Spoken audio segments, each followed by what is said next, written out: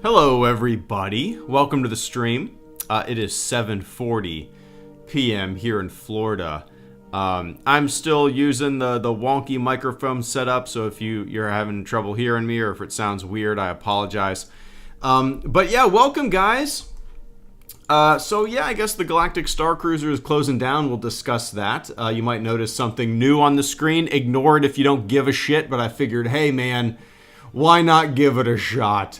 I even tweeted about it. My tweet said, quote, I did not know that there was a super chat goal widget and I might set one up for like $2,000 for a new PC with a window of 2 months. But at the same time, I kind of feel like an asshole for doing that. Like, who the fuck am I and why should anyone care or want to contribute? But hey, close quote. So ignore it or support it. Whatever, man.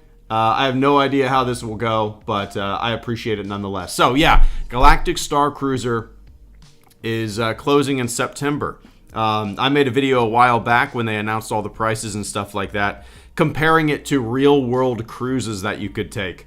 Because I would much rather travel around the world and go see some real places than stay, as much as I love Star Wars, as much as I like the general idea of this thing, I'd rather go on a real cruise. What's going to happen to it? What's going to happen to Galactic Star Cruiser? Obviously, they're not just going to bulldoze it, right? So, I mean, I honestly don't know how far the Galactic Star Cruiser is from, like, the heart and center of Galaxy's Edge. I don't think it's very far. It would be neat if they could somehow incorporate it into the rest of the park and into the rest of Galaxy's Edge. Maybe, build up the pathway. Or I've never seen the entrance, so I have no idea. But is it walkable? If it's walkable, turn it into I don't even know. Like, turn it into something. Turn it into a little interactive thing with characters. Or a little mission you can go on if you pay a premium price. I don't know. Who knows? Who knows, man? Who knows what's going to happen? What do you guys think? That's where my brain instantly went. Like, turn it into something else, Somebody, just kind of like how at Disney World you can pay an extra fee or whatever and dine with the princesses in Cinderella's castle. Turn it into something like that. But, yeah. Anyway, good to see everybody. Hope you're doing well. I'm super tired. I did not sleep last night, and I took a 2-hour nap today. So I'm a Red Bull and like 8 cups of coffee in. So help me stay awake a little bit. Vince, good to see you, man. Brock, Uniqueness, Larry, Doom, Mando Mac. What's up, Mac? Brandon, Chibi, Smart Person, JTD. Good to see everybody. There will be some kind of LARPing elements on the hotel too, I think. I completely agree. They're going to incorporate it somehow, but, Again, the general idea of that thing was great. I never had any desire to pay for it, to go to it. If I got an invite, like, I've been sent products and things like that, and I've talked about them on, like, for example, the Xbox Boba Fett controller. They sent me that. It's cool. It's great. It looks fun. But, it was like $175, wasn't it? Like $200 or something like that for a Xbox controller with like a paint job on it. And they sent it to me, which is so nice and it's great. I use it all the time. It's my PC controller. But in my video about that controller, I wasn't paid or anything to do a review. But even if I am, I'm always honest. And I was like, yeah, it's not worth it. But thanks. So I'm always honest. And I think if I was sent, if I was given an opportunity to stay in the hotel, I probably would have been like, yeah, go on a real cruise, But anyway. I agree. Video City 1. I mean, that was the big thing, right? Absolutely.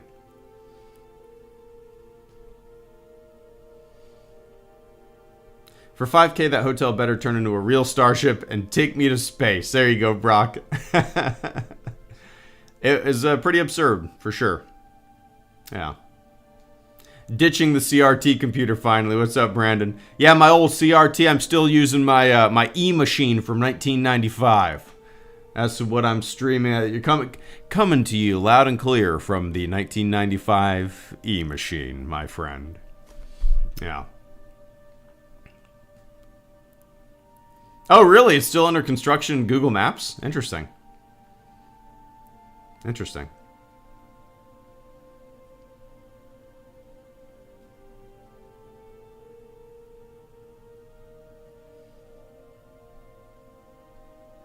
Swishfish, thank you so much for the first super chat and channel support of the stream. I greatly appreciate that. Swish says, good. Way too pricey. Hotels should be usable. Yeah, it was an absolutely insane price. I mean, I think the general consensus was that. Oh, one sec. Down payment on a mouse pad. What shirt would you wear on the Enterprise? TOS? 95% sure I'd be a red shirt. Bought a Trek cocktails book. Ah. I'll let you know what Romulan ale tastes. Vince, thank you so much for the channel support this evening as well. Give me one sec. Yeah, Swish. I mean, I think the main complaint from everybody, and I mean, granted, most people didn't go experience this thing,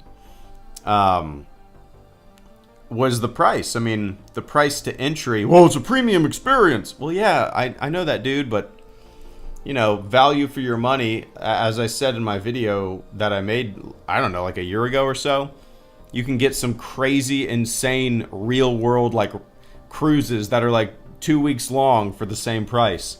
And you see planet Earth. That's where my heart is. That's where my brain goes. I would much rather do something like that. That's not to say that somebody that wants to do this and has the means to do this is wrong by any means. But, you know, for me, I would much rather, you know, step foot on uncharted worlds or lands that I've never been to. Uncharted in my own experience. But the idea was always incredible. It was a really good idea. It sucks that it did cost as much as it did, but I mean, yeah, hopefully they turn it into something that is usable for a different thing. I mean, some kind of, golly, I don't even know. I would, maybe not a ride, but some kind of like augmented reality experience. I don't know. Nothing about it ever. I mean, yeah, I don't know.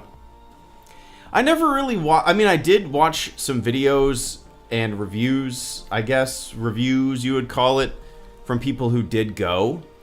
It never looked all that great to me. I mean, the videos that I did watch, obviously the people were super enthusiastic and jumping for joy at everything they saw. And I don't doubt the authenticity of that at all. But for me, it just never really... Yeah, I don't know. It just never really jumped out to me as something that I would be very enthusiastic about. Anyway, I appreciate that, Swish. And Vince, thank you so much for the channel support as well. Vince says, here, bud, make a down payment on a mouse pad. Oh, I might have an old computer, but I do have a beefy-ass mouse pad. I love this thing. The mouse pad is, I mean, I'm sure you've seen it in my videos. It's not just a mouse pad, it's also a keyboard pad. It's, I don't even know, like 2 feet long? 2.5 feet long? It just takes up some nice space. It's also a cup holder, or not a cup holder, but like a coaster, right? I don't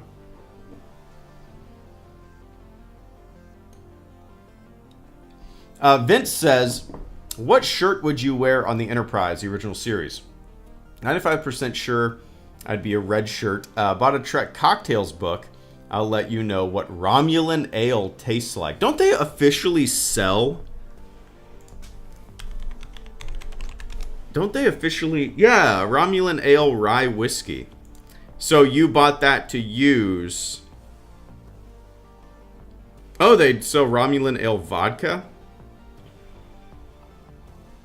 Huh, I didn't realize. It's a cool looking bottle for sure. Romulan ale rye whiskey. We started with ultra premium rye whiskey. Okay. I like the bottle. That's pretty neat. A 2-pack is $155. Goodness gracious, Vincent. Romulan ale rye whiskey. A bottle of their whiskey is $85. Yeah, let me know. Star Trek cocktail book. Star Trek cocktails thrift books. Is it with the blue cover? A stellar compendium.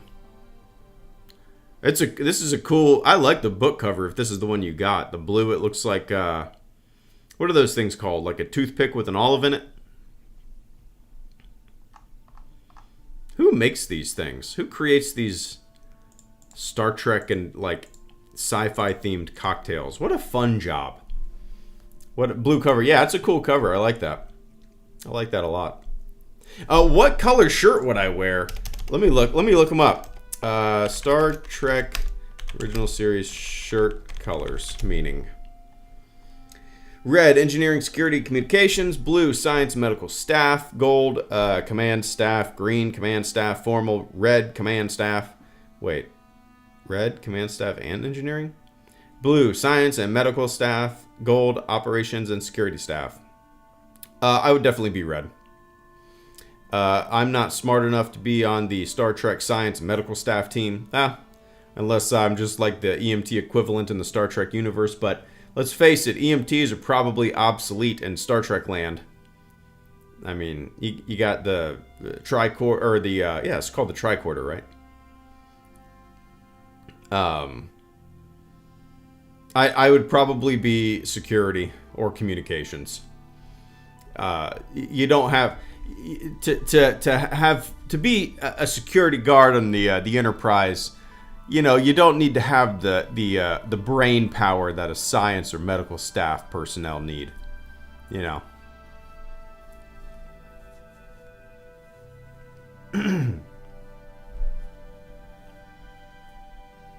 So I'd go red. I'd go red, Vince. Yeah.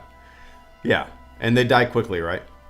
They're expendable on the show, for sure. But I appreciate that, man. Let me know how the cocktails are.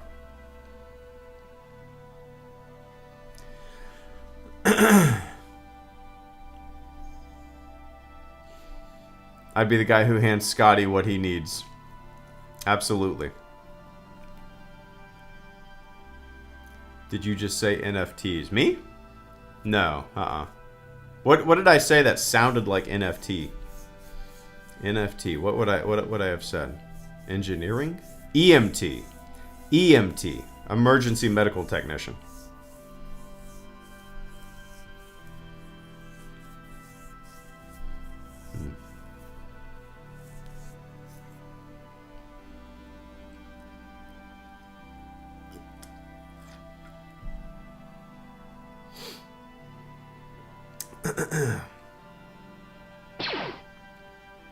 The Wanderer's Library, thank you so much for the super chat and channel support this evening as well.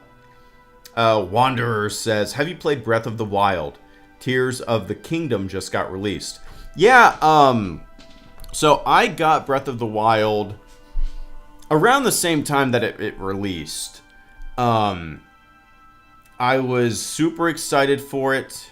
And I had big ambitions to play it, you know, to completion. Unfortunately, Wanderers, I just couldn't get into it for whatever reason. I don't know why. Well, one of the reasons is I sucked so bad at the combat, I got so frustrated. Everything would just kill me. And I know as I progressed through the game, I'm sure things would get much easier. I'd get level up or whatever and get better equipment and whatnot. But, like, I liked the puzzle aspects of dungeons or whatever you want to call them. But for whatever reason, I just could not get into the game. And I gave it a while. I gave it multiple shots. I know everybody loves that game, and maybe I just wasn't in the right headspace or mood. But I recognize that it's probably incredible if I would have stuck with it. But I didn't have the patience for it. I don't know why. You know, I played the shit out of Legend of Zelda on the SNES. I played the shit out of Zelda Ocarina of Time on the N64 back in the day. Those were really the only two Zelda games that I sunk a lot of time in and beat. Breath of the Wild was like so overwhelming to me.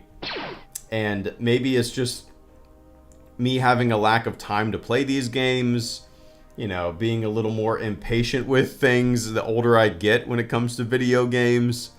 I recognize that I'm wrong. I recognize that I'm wrong, man. The overwhelming majority of people that play that game love it. And, you know, maybe in the not too distant future, I'll give it another shot. The big problem is that I just don't have time right now to devote to an RPG like that, you know. I'd rather play Jedi Survivor. Eventually. I'm working on that new computer. I'm hoping to build one in the next few months. My wife is actually, well, hopefully starting her new job next month. We're kind of crossing our fingers that that's actually going to happen. When that does, you know, hopefully I'll be able to build something. But in the meantime, I don't have a new generation console. My computer is too old to play Survivor. So I'm actually, you know what's funny? I'm actually playing... right now, I'm playing Assassin's Creed Odyssey. That's the Egypt one, right? That's what I'm playing right now. I got it for Christmas years ago, like the year that it came out, and I never played it. I just never played it. It's been sitting in a box since then, and I just decided to install it on my Xbox One S, and that's kind of what I'm playing right now, on and off.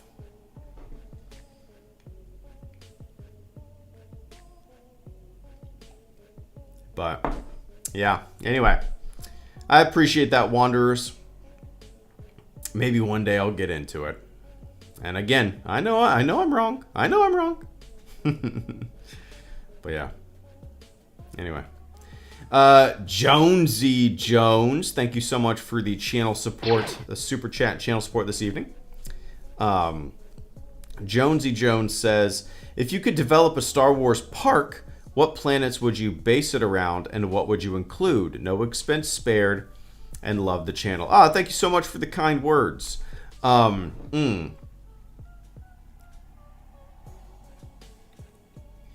Star Wars theme park, if I had control over it. So, I'm a big fan of Galaxy's Edge. I've been there multiple times. You know, me and my family only live about an hour and 45 minutes away from Disney World, so we're really lucky. We got season passes. We've had them for like 9 months, maybe a little shorter than that, 7 months or so. So we just take day trips down there all the time, you know, for the hell of it. I like Galaxy's Edge. If I was to make my own Star Wars theme park or whatever, my own park, I would do something similar in terms of the immersion that Galaxy's Edge has. Like, I remember when Galaxy's Edge first got announced or whatever, people were putting out these these maps, these like fan created maps of what they would like. And a lot of it was like, over here you have Tatooine, and over here you have Naboo, and over here this is going to be the prequel, whatever, and this is over here is going to be the original trilogy section. And it was just like a hodgepodge of Star Wars stuff. That doesn't interest me. I wouldn't want a Star Wars theme park to be like Six Flags, or over here you got Batman, or just a hodgepodge of shit. I like the fact that Galaxy's Edge is a single location, a single story, hyper interactive, and it's like a singular part of canon in a singular era, I guess you could say. You know, I like that immersion factor. So if I was to make my own theme park, it would be similar to that. It wouldn't be a hodgepodge of shit that fans know. It would be a singular time in the Star Wars timeline on a single planet. But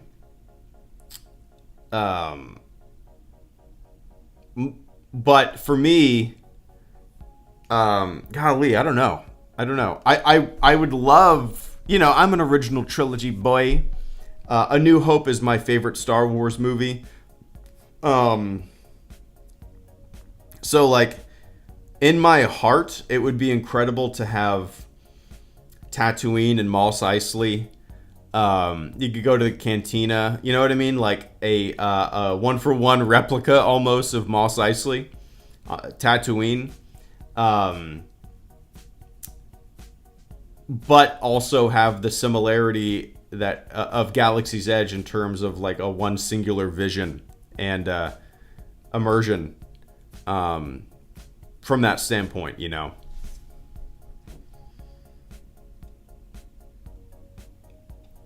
So, I guess, like, I don't know, Tatooine. Maybe you go on a ride.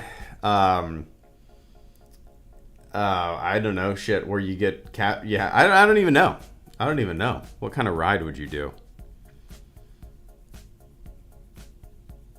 Rise of the Resistance at Galaxy's Edge is incredible. It's such a fun ride. I've only been on it twice, despite going to Galaxy's Edge a bunch. The Millennium Falcon ride, I don't really care for it. You know? I don't really care for the Millennium Falcon ride. Like, those types of rides where you sit down and there's a screen in front of you, I mean, they're hit or miss for me. I actually like Star Tours more than the Millennium Falcon ride. I think it's more fun.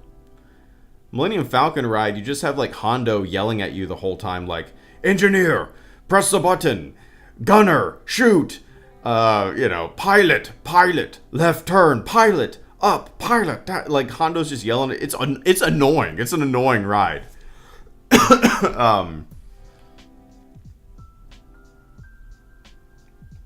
Yeah.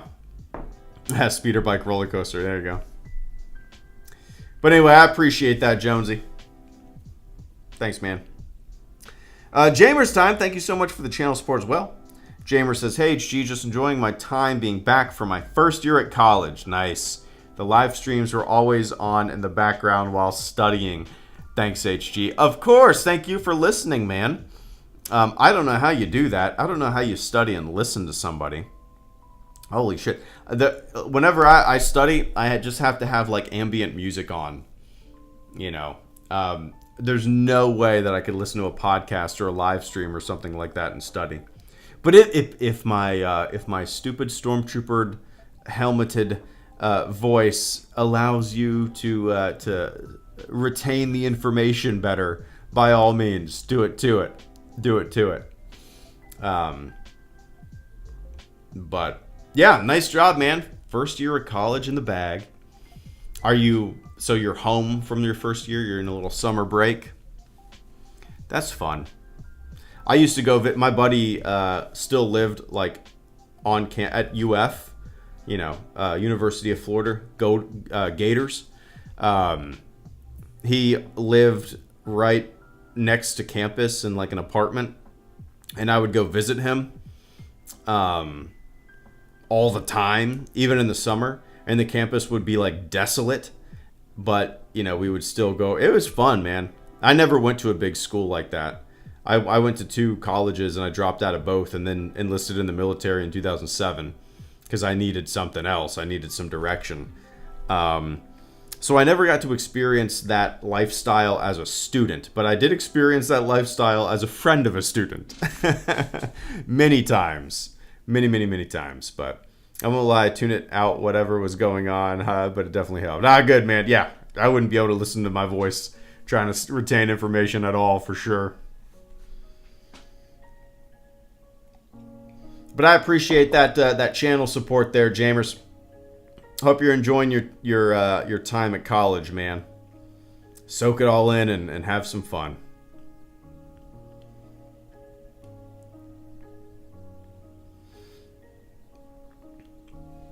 Benjamin Martindale, Greedo, are they still doing the lottery system for winning a time to ride Rise of the Resistance? When I was there year before last, we had to open app in the morning and hope to win a spot. Nope, that's not a thing anymore.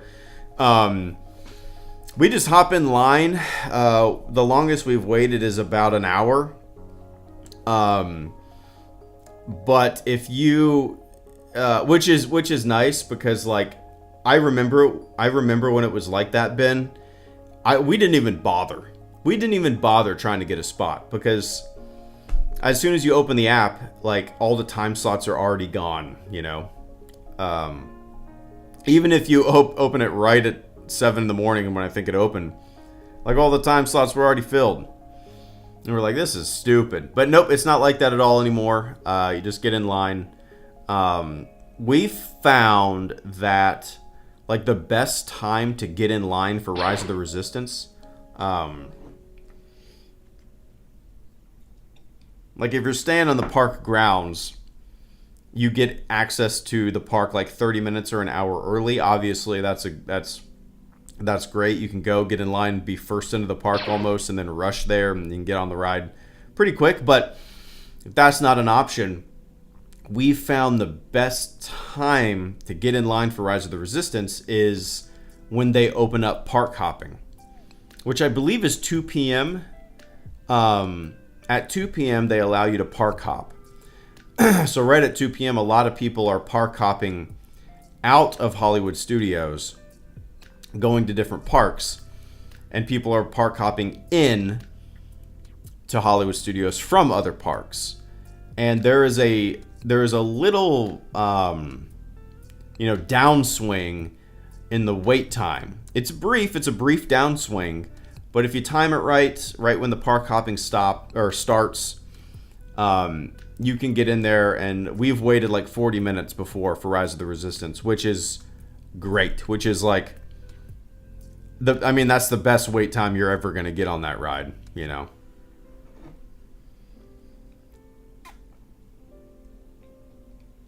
But anyway, Oscar Rodriguez, thank you so much for the channel support. I greatly appreciate that. Oscar said, this week has felt like one long Ben Howard song. That rhymes. I don't know Ben Howard. Ben Howard. Ben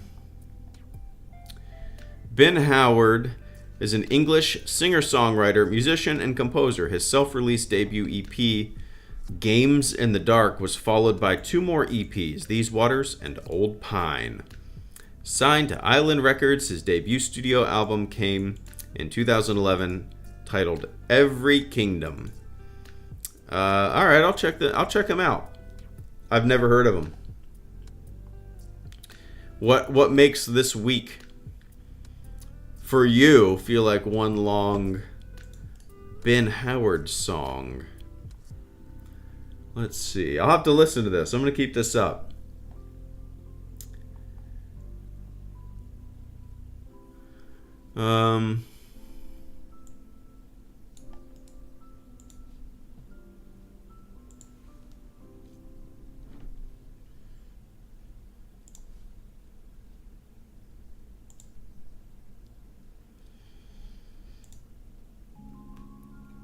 Not familiar. But I'm going to keep it up. He's won a Brit Award, a Mercury Prize. A little melancholic. Oh, there's a lot of melancholy music out there, my friend. Yeah, I'm gonna check this out. Thank you for the. You probably thought I knew who he was, but I'll consider it a recommendation.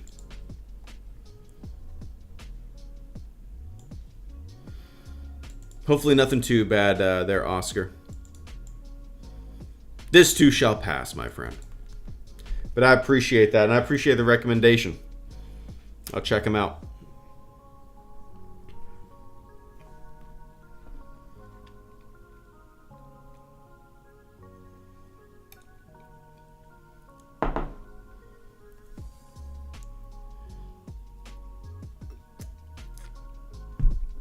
Oh no, Vince, what happened? Let me guess. You were walking from... Do you listen to this on your TV? You were walking from your living room to your kitchen, and you stubbed your toe on... Or maybe you didn't stub your toe.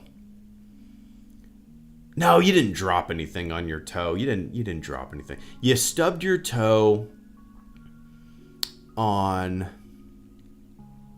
Oh, what'd you stub your toe on?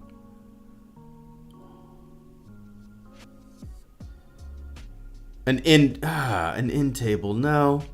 You're too familiar with your home. It's got to be something that you recently purchased, that you're not familiar with, that you're not used to being in your house. What did you stub your toe on? You dropped a goddamn dumbbell on it. There you go, Vince. Ouch. Ouch. That's no fun. I've never done that.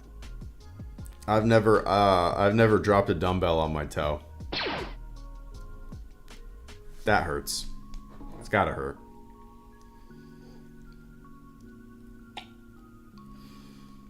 When we got a new couch a couple months ago, and I swear to God, for the past couple months, I stub my toe on that couch all the time. Our old couch never... This is a bigger couch. It has, what is it called? Like a sectional? No, it's not a sectional. A chase lounge? Yeah, a chase lounge, like a little layout portion of the couch. So there's legs in the middle of the couch, which our old couch never had. So like, I stub my toe on the middle of our couch all the time. I don't know how all the time. Yeah. One of those things that you're not used to having in your house. Yeah. Stupid. Stupid humans. I stub my toe in the corner of the door all the time, though. Yeah. That's why I just wear steel-toed combat boots around the house. My carpet is just disheveled and scraped up from 3 years of living in this house wearing combat steel-toed boots. You can see where I walk every day. Just kidding. Benjamin B, thank you so much for the super chat and channel support. Ben said, tried Rise of the Resistance for the first time. Fire emoji. It's an amazing ride. I love it. I don't know. Did you go to Disneyland or Disney World? At Disney World Hollywood Studios, there's another ride that uses similar technology called Mickey Mini Runaway Railway. And it uses the same type of technology. They're both incredible. Mini Mickey Railway or Runaway Railway or whatever it's called, and Rise of the Resistance. They're both amazing. But Rise of the Resistance, my favorite part is the super fast vertical acceleration in that, I guess, elevator. Oh, one sec. Co-Paul as well. I feel like Disney is starting to realize that just pumping money into new ideas without seemingly any logistical planning for gradual organic expansion is a bad idea. What's up, Luke? Good to see you, man. Some of you guys probably recognize Luke there. Old pilot. Luke, golly, was it like 5 or 6 years ago now? Luke, when I was playing a lot of the Old Republic, Luke created a guild for us in the Old Republic. He built this insane, like guild stronghold, like guild headquarters. Amazing. Some of you guys might have even played in it. But give me one sec, Luke. Give me one sec. But Ben, yeah, I love that ride so much. There's the that super fast elevator that takes your little, I don't know, cart up, and then later on in the ride you drop like a really fast drop, and I don't know, it's so immersive and loud and fast and fun. Me and my wife, my daughter went on it. We went down there for my daughter's birthday last month, and we all three went on it, and my daughter loved it. She's 5 years old. She's a little daredevil, man. She'll go on anything. Rides that we think she's going to be scared of, the whole time she's got her arms up in the air and she's laughing and having fun. This kid is not afraid of shit. It's awesome. But yeah, it's a really fun ride, man, for sure. And I appreciate that, Ben. Luke, once again, good to see you, man. Luke says, hey, Greedo, hope all is well. I feel like Disney is starting to realize that just pumping money into new ideas without seemingly any logistical planning for gradual organic expansion is a bad idea. Yeah, so, Luke, I really like the idea of this Galactic Star Cruiser. I don't think anybody, like, on paper, as an idea, this thing sounded so incredible. I didn't experience it, and I know people who have, and they really enjoyed themselves.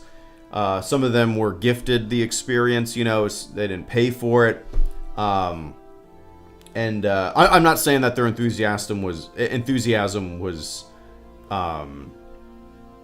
anything but, you know, authentic. I don't doubt that authenticity whatsoever. But the big problem was obviously the money, the expense. I don't like, even if I had the means to blow my money on a 2-night Star Wars hotel experience that was like $5,000, I wouldn't. As much as I love maybe if I was a millionaire, yeah, sure, maybe. But I would rather take that money and go cruising around the world, pleasure cruising, you know, on a real cruise. I'm a big fan of the idea of the thing, you know, experiencing this LARPing adventure in a Star Wars hotel. It sounds really cool. But, you know, all the videos, and I watched a ton of videos, none of it really jumped out to me as something that I would be all that enthusiastic to experience. Maybe it's just my personality. I'm a little low key. It seemed like to really have a good time, you had to dress up and you had to be like really enthusiastic about being a part of a story and stuff like that. If you got that personality, cool. I can't lie to you, I don't. I would just be a fly on the wall. We would be people watching. And to pay $5,000 to people watch, not worth it. Yeah. But, Luke, I don't know what they're going to do with the space. Obviously, they're not going to demolish it or anything, but hopefully they can somehow turn it into a part of Galaxy's Edge. Maybe some, like, just a day premium experience similar to how you can pay to, like, have dinner with the characters in Cinderella's castle. Maybe they can turn the bones of the Galactic Star Cruiser into something like that, where you can pay, you know, couple $100 to have this authentic experience, or this really immersive day experience. it'd be nice if they. I would assume they'll be doing something like that with it, you know. But yeah, we'll see what happens. It doesn't surprise me. I mean, it surprises me that it shut down this fast. But then again, I haven't been paying attention to the attendance or whatever.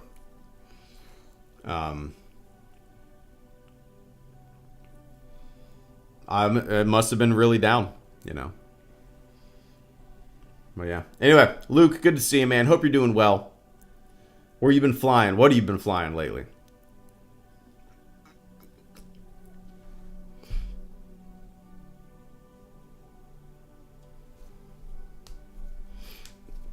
Yeah, Benjamin, an Alaskan cruise is on our bucket list for sure. We're trying to figure out what to do for our 10-year wedding anniversary next year. Right now, the contenders are a 10-day trip to Yellowstone in an RV. We love going to national parks and hiking and stuff like that. That we really want to do that, but at the same time, we're debating about doing like a week-long cruise to the Bahamas, paying for a drink package and just having no worries and whatsoever. I think a vacation like that just sounds glorious.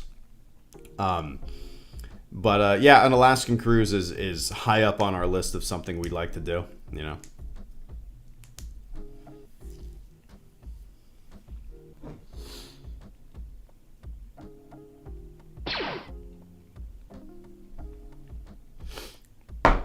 Oscar Rodriguez, thank you so much for the Super Chat channel support. Oscar says, unless that hotel flies in the sky, I ain't paying. But it feels like you are. Yeah, I'm with you, you know. I mean, I'm a broken record at this point. The whole internet is a broken record at this point. And obviously, a lot of people don't want to pay for the experience. So that's, you know, why it's going bye-bye. But, yeah, it's, I mean, you got to be really well off to want, I mean, or you're like, you like racking up credit card debt.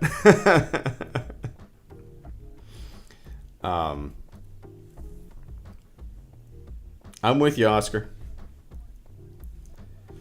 I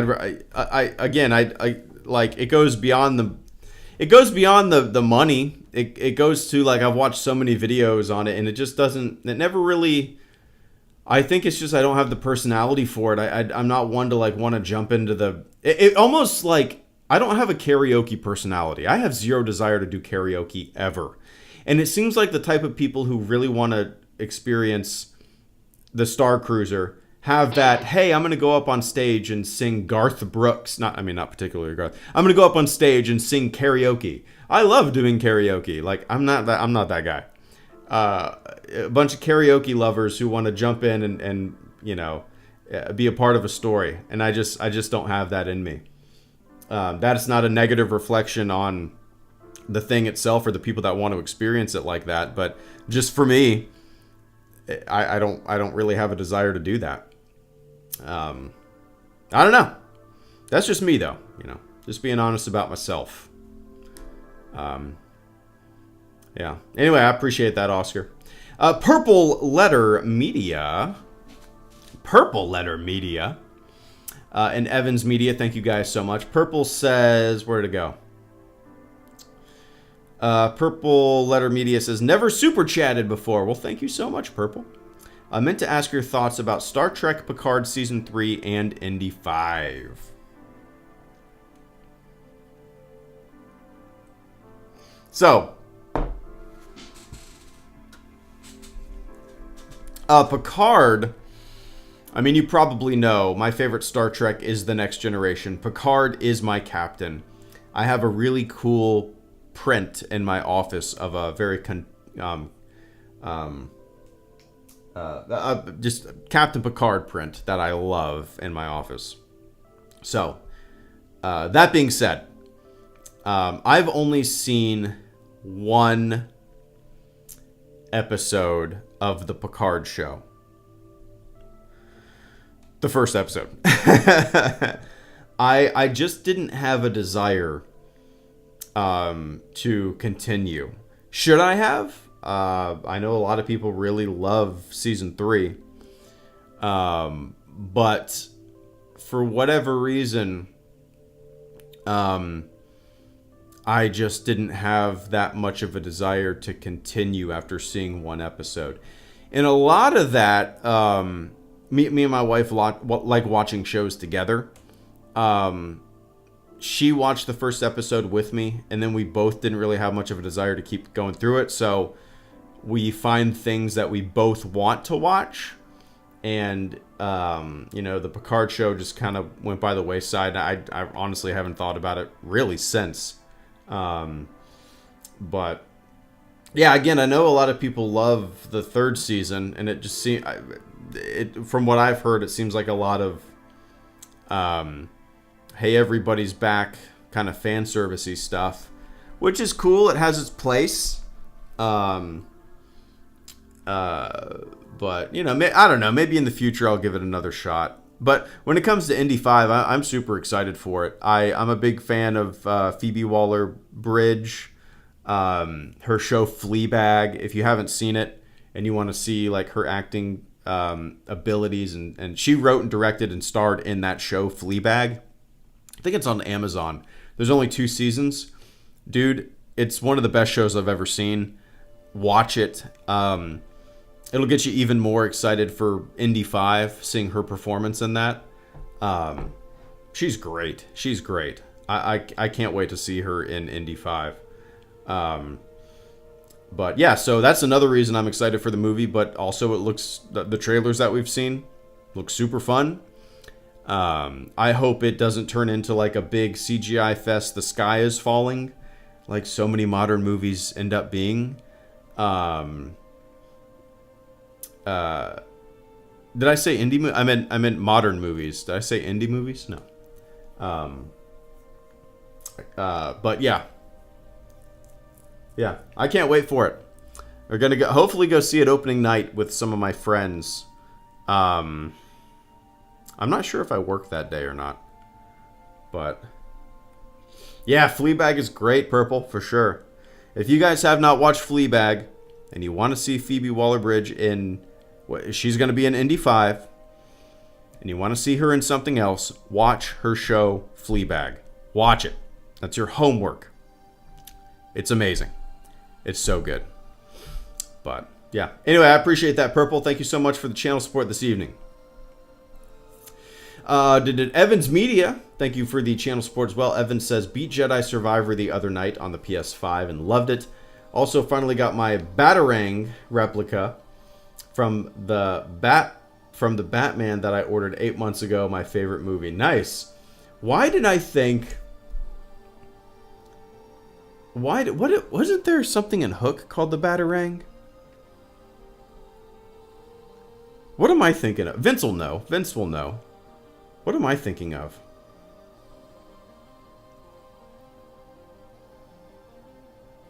Oh my god, what is it? Isn't there something called the Batarang or something like that in Hook?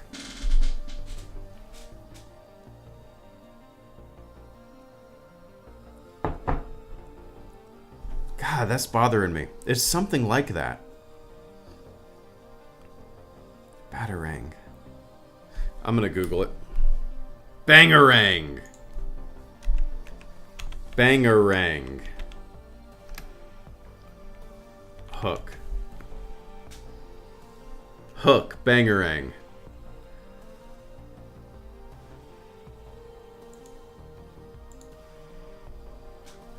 The original script described Rufio as having wild dark braids and flashing eyes.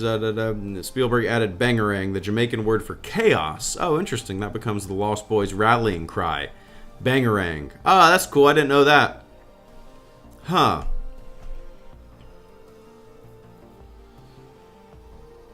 Nice. That's cool, Evans. Nice. A Batarang. Batarang. The Batman replica. Let me look this up. I'm probably not going to find the exact one that you ordered. Nice. What are you going to do? Hang it on the wall?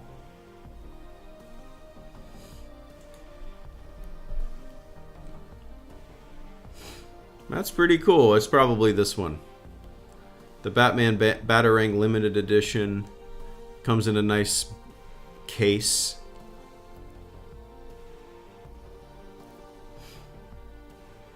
I like it.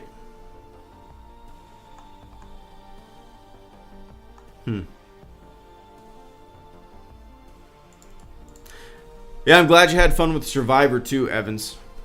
I might end up borrowing my buddy's PS5 just to play it. I'm hoping to build a new PC in the next couple months. If that doesn't happen, I'll probably build a new borrow my buddy's PS5.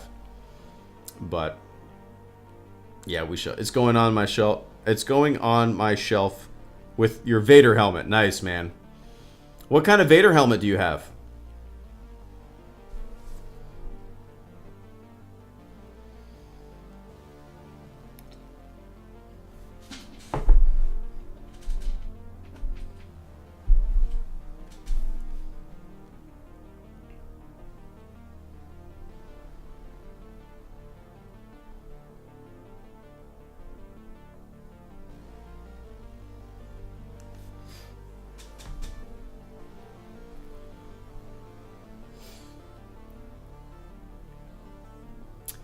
What do you think they're gonna fix the PC port? Self-made, Sabas. I don't know. I know a lot of people are able to play it now. I just think my machine is a little too old to be able to play it. I built my computer in 2015, like a month before Battlefront 2015 came out, and I've really been able to play pretty much every modern game. Like, I've never had an issue with any modern PC game until now. This is really the first time I've ever seen my 8-year-old computer have any kind of issue keeping up with something, So I mean, it's expected. It was inevitable. Yeah, it's a bummer, but it is what it is. But yeah.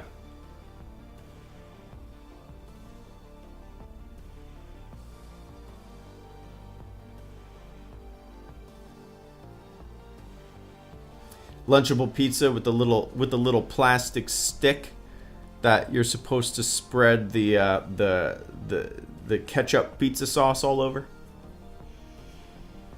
Dude, I used to eat those Lunchable pizzas all the time, and thinking back on it, how shitty of a little pizza is that?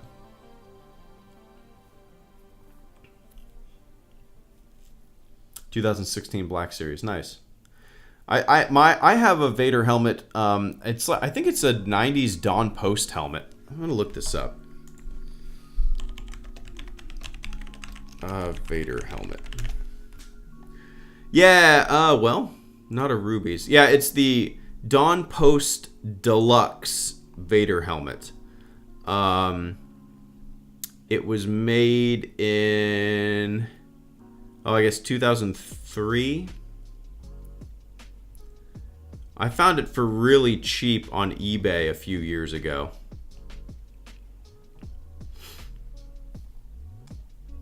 I guess it originally retailed for $400. I think I found it for like $40 on eBay. Yeah.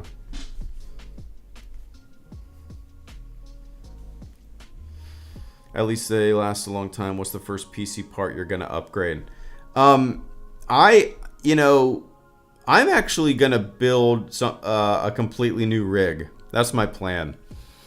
I figure, if I upgrade I have an i7, so like my CPU is great, but if I'm gonna upgrade, I want to upgrade fully. I'm looking at I don't really know much about hard. I'm looking at an i9 CPU. I'm looking at 32 gigs of DDR5. I'm looking at I think a 4070 or a 4080. When I built this computer, I kind of built it top of the line at the time, and again, it's been solid with everything, and it's still an amazing PC. I can't believe. So, you know, back in the day, I remember whenever I've always built my own computers, but after a few years of having a computer, it would get so bogged down. I'd have to reformat. It would never run like it did at the beginning. This computer is really the first computer I've ever had that has just been consistently solid since I built it. There has been no issues with this thing. I'm really blown away. Just, you know, I'm sure you guys have experienced PCs in the past, and they would bog down. They would never run as good as they originally did. This thing is just like a workhorse, and I'm so grateful that it's just kind of stood the test of time. And after 8 years of having it, if the issue is that I can't play a brand new video game, that's fine, you know.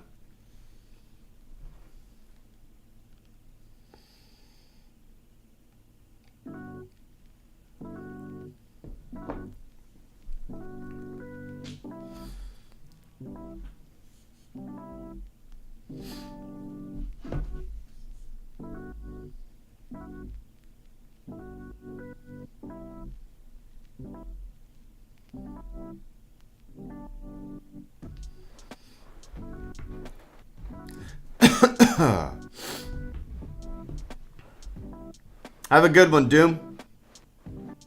I like those grown-up Lunchables with the prosciutto and cheese and crostinis. I don't know. I know what, like with the peel off. I know we've got stuff like that before. Yeah. Usually when we stay in a hotel room, we get stuff like that. Vince, thank you so much for the channel support. Probably the final super chat and channel support before I jet. My favorite, Vince asks, best Pop-Tart flavor. Ever since I was a kid, my favorite Pop-Tart flavor was cinnamon. Probably second favorite was blueberry. But yeah, I grew up eating the shit out of cinnamon Pop-Tarts. Dude, I vividly remember like having a Pop-Tart in my hand, and what I would do, I'd break it in half, and then like with my thumb, I would push off the top layer, like slide off the frosting or whatever the hell it was, and like eat that first, and then I would eat the bottom half. Like weird little food habits, right? We all got them. But I used to do that as a kid. Oh, nice, Vince. Cinnamon. There you go. There you go. Yeah, cinnamon Pop-Tart is what I grew up eating. I haven't had a Pop-Tart in I don't even know how long. I have no memory of eating a Pop-Tart and shit the past 15 years. I'm sure I have. If I had one today, I'd probably be like, what is this piece of shit? But yeah, my favorite was cinnamon. I should probably buy a box and have a little jolt of nostalgia, right? Cinnamon boys.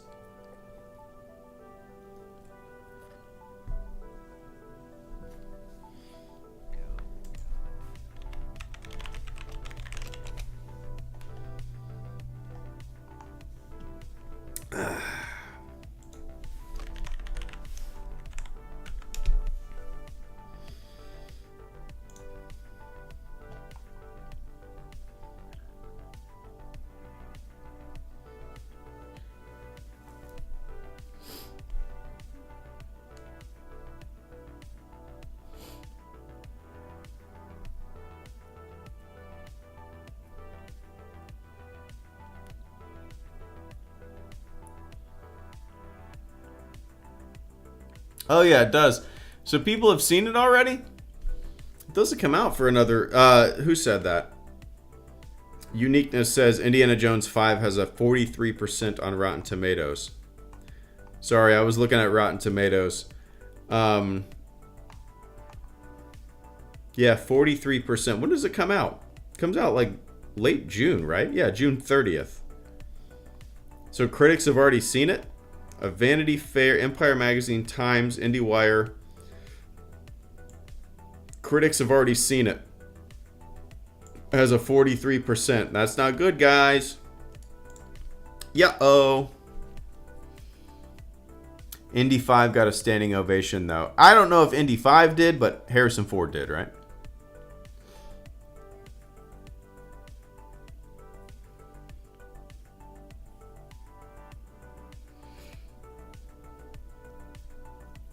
Uh-oh.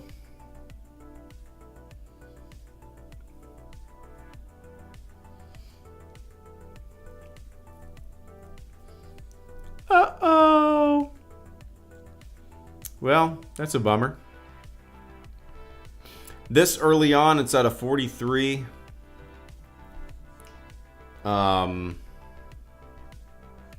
Shit, man. We'll see. I mean, I know you should always go see something. You shouldn't let a rating or a Rotten Tomatoes score or whatever dictate what you like or what you know. But oftentimes, Rotten Tomatoes is a score of a movie from Rotten Tomatoes is a pretty good benchmark of where I will land on my enjoyment of the thing. Now, of course, there's exceptions, but for the most part, I usually, not always, but I usually side with the critics. I wonder if this is going to be a case of the critic score being really low and the audience score being really high. Which is worrying to me, you know. Yeah. I hate to be that guy, but if I see it remain in the 40s, I might save myself the disappointment and skip it. I'll ignore it and hold those 3 in my heart. Oh, those 3 are always going to be there, right? Always going to be in the heart. I'm still going to end up seeing it with my buddies in the theater, I'm sure. But, yeah.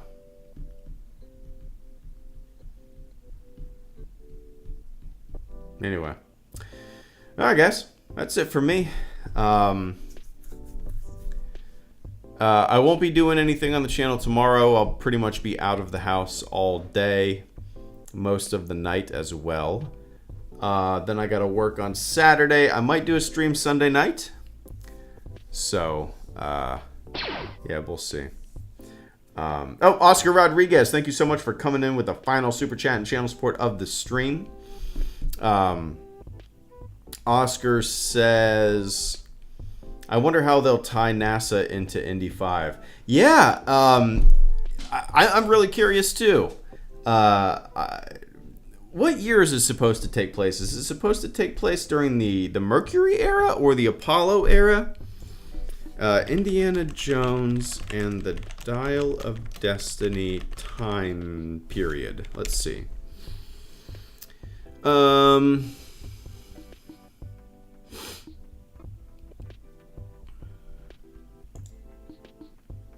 69. Okay, so the year we landed on the moon. So the Apollo era. Interesting. Yeah, backdrop of the space race. All right. So, yeah, I have no idea. I know some of the trailers showed a little bit of hinting at, being... the space race lasted for a long time, so I didn't know exactly when it was going to be taking place. So, yeah, 1969 was the year we landed on the moon.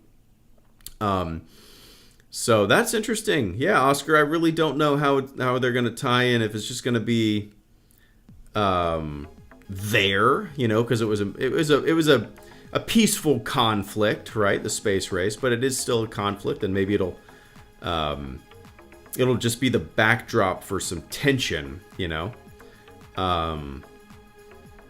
But yeah, interesting. I really have no idea. I don't know. I'm excited to see how it does factor into the movie. Is Indiana Jones set in the 40s? Somebody asked.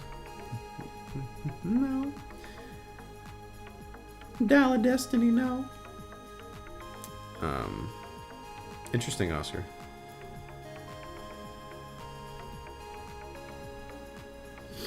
But I appreciate that, man. Yeah, that's one reason I'm excited to see how it pans out. But all right, guys, we're gonna go. Me and my wife are gonna watch a movie tonight. We're gonna watch Air, Matt Damon, Ben Affleck, Michael Jordan movie.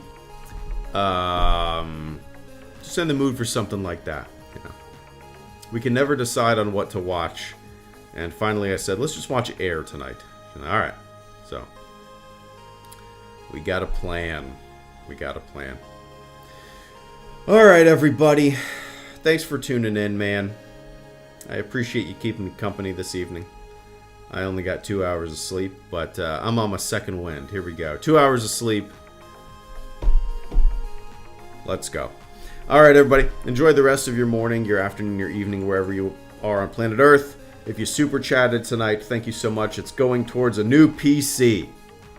Thank you for supporting the fund.